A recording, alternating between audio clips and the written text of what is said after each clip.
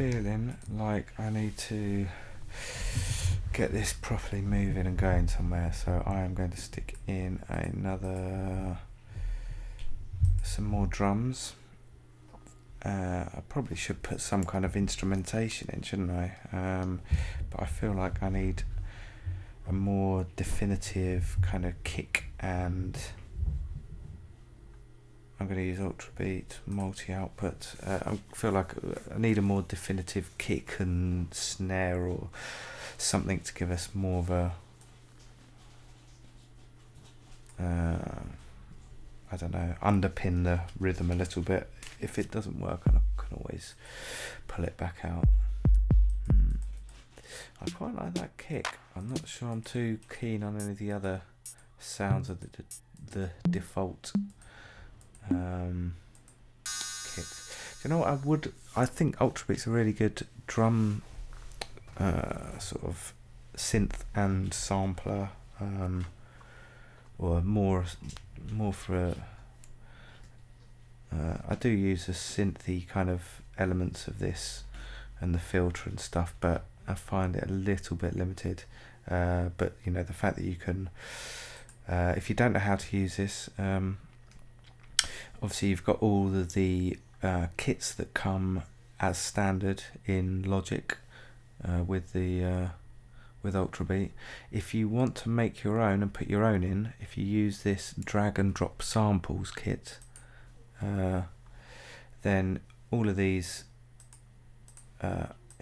here is where the sample would live. So let me demonstrate. Sorry, you can make your own kits, all files. What you need to do is any sample that you've got, drums and percussion. Let's have a listen. Okay, there's a snare there. Let's.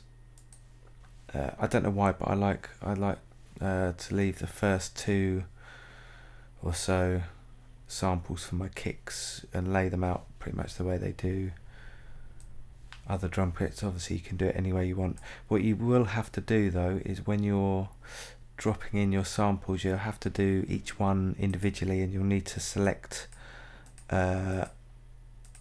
which sample you want to drop it into and which key.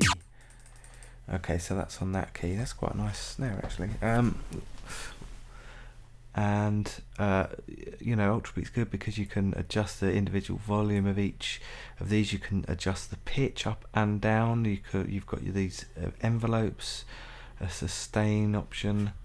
It's very useful, panning, and then you can output all of these to different outputs and then process them differently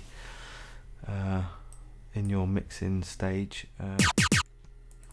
Yeah, that's very good. I think what I was going to say is what I'd like to see in Ultrabeat is maybe the ability to get the samples from any of their standard kits and sort of mix and match them.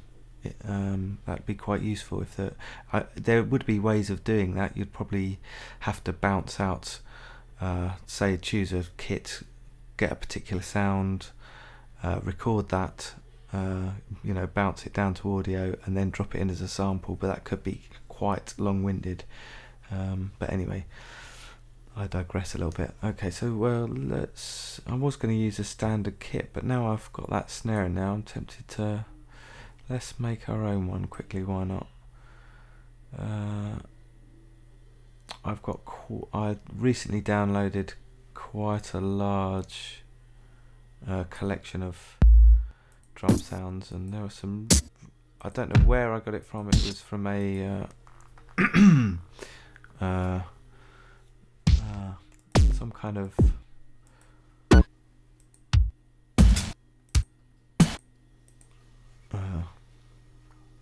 pirate. I'm not going to say any more.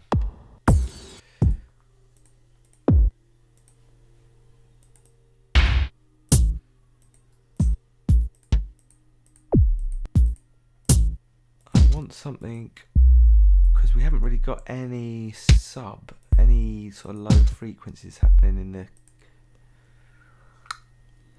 but I also want a bit of punch. That's quite a nice subby.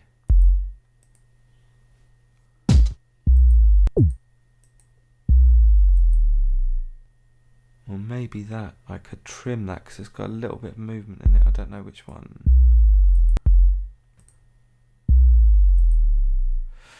Oh, let's go with this. Oh, see, this is what I mean. We need to choose where we want to drop this first, then drop the sample in. And what I'm going to do is I'm going to use sample 2 and I'm going to put a more punchy sounding kick in there. Well, there you go. That's quite punchy, isn't it? Let's try it. And then what we can do is we can, pull the volume down to this one, pull the volume down to that one. Use both. If you click this button here, you can swap between the the synth and the where you put your samples in, or to this view, which is a sequencer. So what does that sound like? Oh, sorry. Yeah, I think that one's a little bit. Let's just mute that one. What does?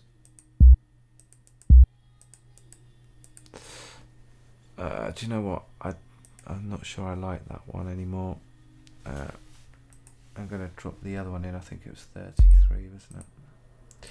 Yeah. So let's try them together.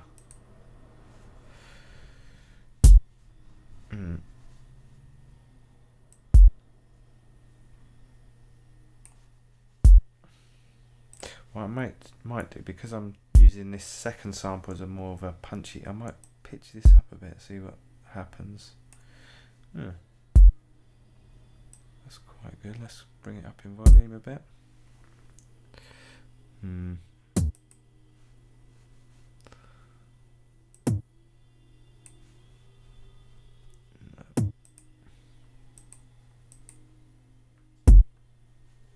No, that does not. Whoops. That's not sounding so good. I tell you what, I'm not going to use this sample for the time being.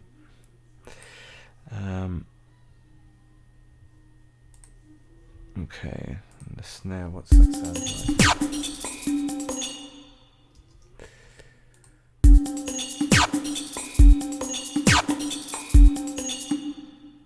Do you know what? Actually, that snare, it's got that weird sort of electro scratchy kind of sound on in the high end, but it's got quite a nice punchy sort of mid rate. It actually sounds quite kick like. I may try something here. Let's go back to this other view. I may put that sound in again on here on the sample 2. And then, alright, come on. That's DD, my dog. Hello, sweetheart, you alright? Gone straight for the bin, looking for something else to chew on, no doubt. Okay, so I did drop that in. Okay, what I'm going to do is I'm going to use the EQ sort of, which one is it? This one. And I want to bring that down, say around, no, a bit higher than that, about that. Let's really bring that down. What's that sound like? Okay, let's come down from there. Oh, you chewing on that broken egg cup? Lazy dogs. Oh, sorry.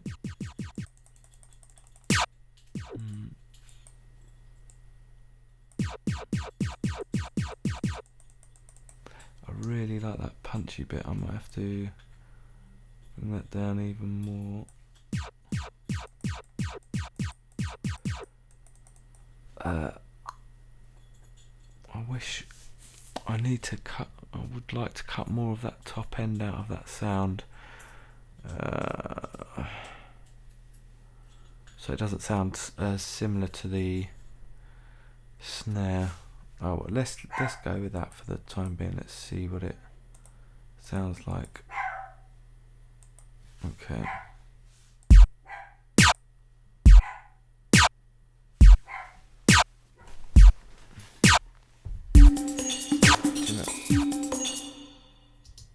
That's not really working, is it? Let's drop the pitch down.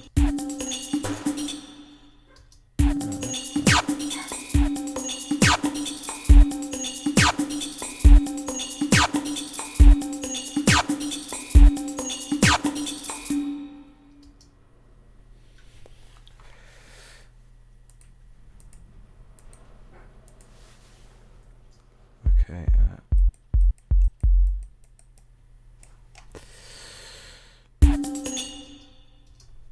Sorry, I want to get this a little bit.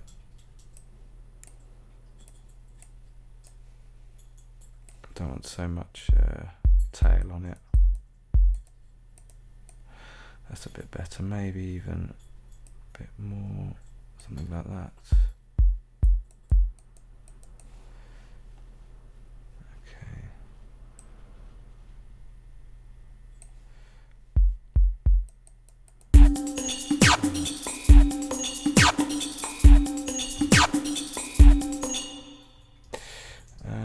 Yeah, this still isn't working for me, although I may use it as a kind of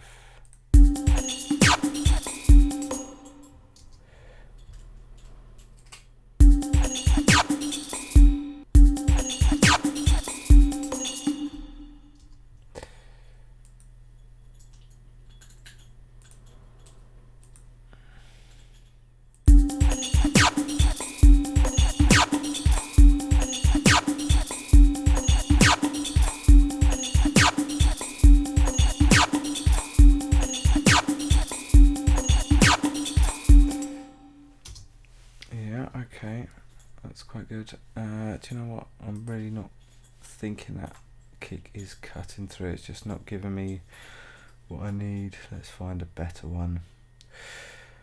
Quite often when you're making music, you may find, like I do, that you could spend hours, sometimes, hopefully not that long, but you can spend a long time trying to tweak a sound and get out of it what you want, and sometimes you just have to realise, hang on, it's just not the right sound to begin with, and look for a better sound. If you have, sometimes that can be as time consuming, but if you don't have to work as hard with the sound, then it makes it much easier sort of afterwards when it comes to mixing, and you won't be trying to boost, frequencies with an EQ in some places and cut really harsh cuts out of other places and compress it loads and all the rest of it.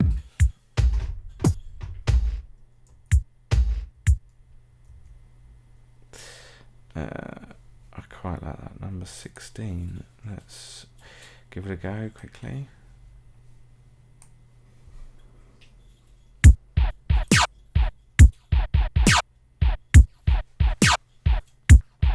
Yeah.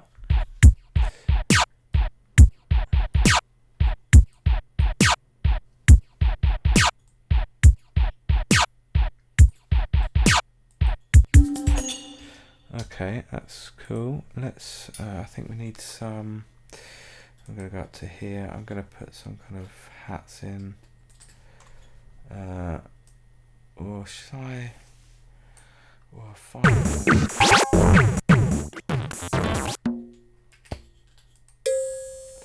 I kind of want to find an unusual,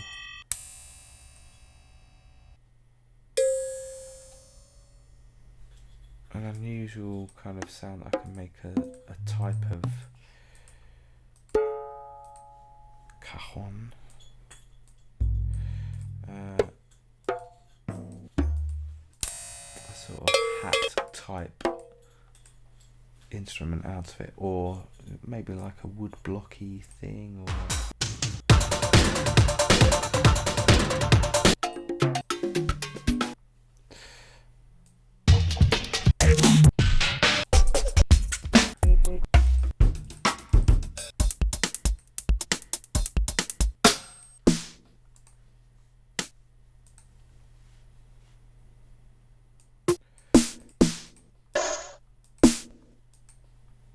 that's quite a nice snare actually. I might drop that in on there. Let's use that, come back to that.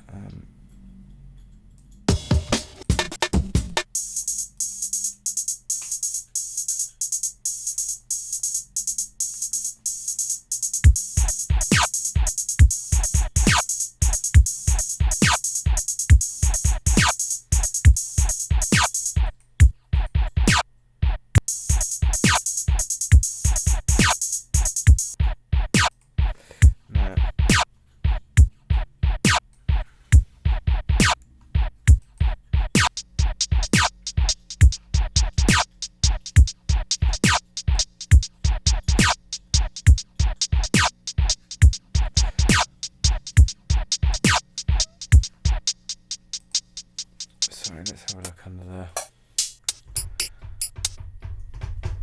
I think I am just going to pick a hi-hat sound because I could spend ages looking for something. What was that? 17. What does that sound like again?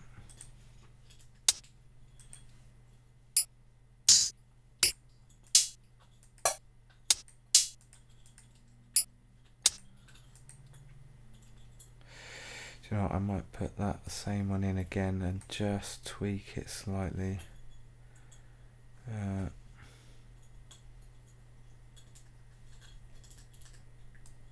Maybe take it down in pitch slightly, and then we can